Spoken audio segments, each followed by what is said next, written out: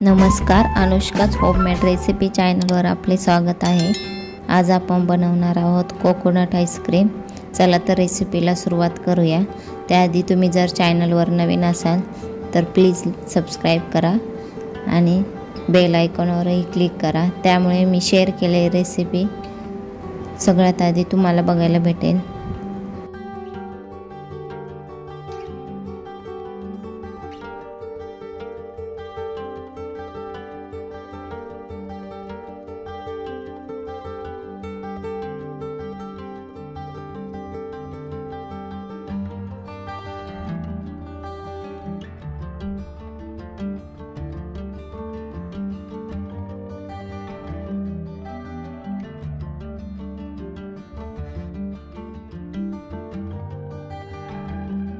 मी ते एक कढई घेतलेली आहे, त्यामध्ये आपल्याला अर्धा लिटर दूध घ्यायचं आहे।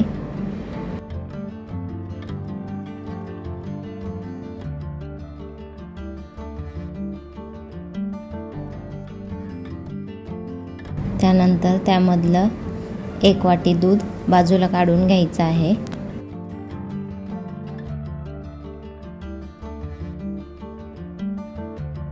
एक वाटी दुधामध्ये अर्धा कप मिल्क पावडर आणि 3 चमचे कॉर्नफ्लॉवर घालायचा आहे आणि मिक्स करून घ्यायचा आहे।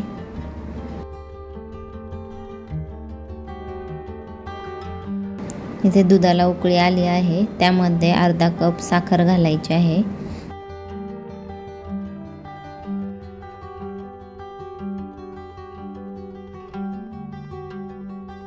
साखर विरघळल्यानंतर मिल्क पावडरचं दूध घालायचं आहे।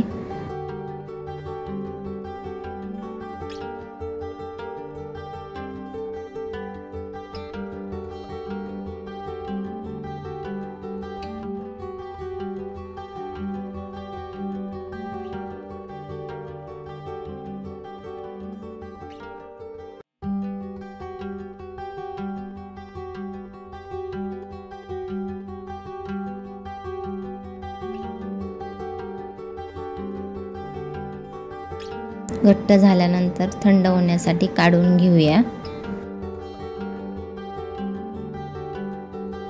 1 तास आपल्याला फ्रीज मध्ये ठेवायचं आहे। त्यानंतर मी ते एक नारळ घेतला आहे फोडून, त्या नारळातलं पाणी बाजूला काढून घ्यायचं आहे आणि खोबऱ्याचे साल काढून घ्यायचे आहे। ओलं खोबरंच वापरायचं आहे, सुकं खोबरं नाही वापरायचं आहे आपल्याला।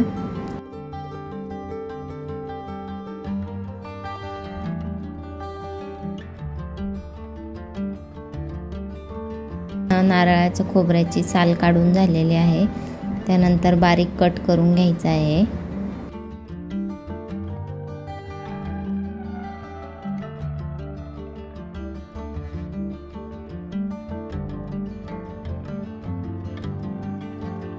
खोबरं कट करून झालंय, त्यानंतर आपण ते बारीक करून घेणार आहोत।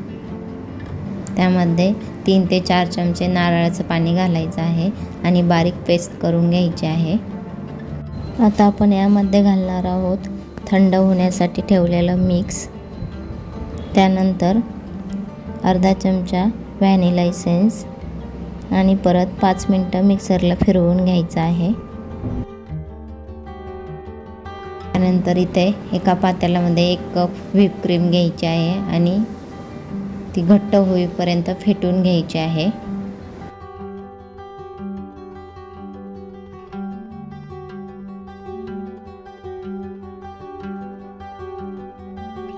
नंतर हे कोकोनटचं बॅटर यामध्ये घालायचं आहे। परत 5 मिनिटं फेटून घ्यायची आहे।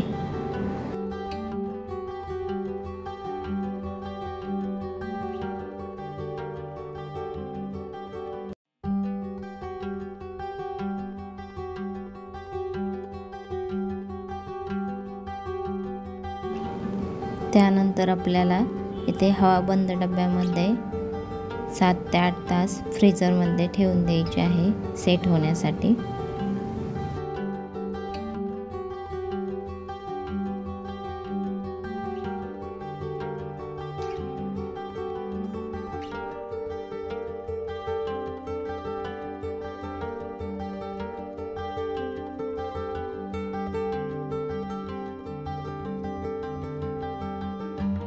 मला रेसिपी कशी वाटली कमेंटमध्ये नक्की सांगा.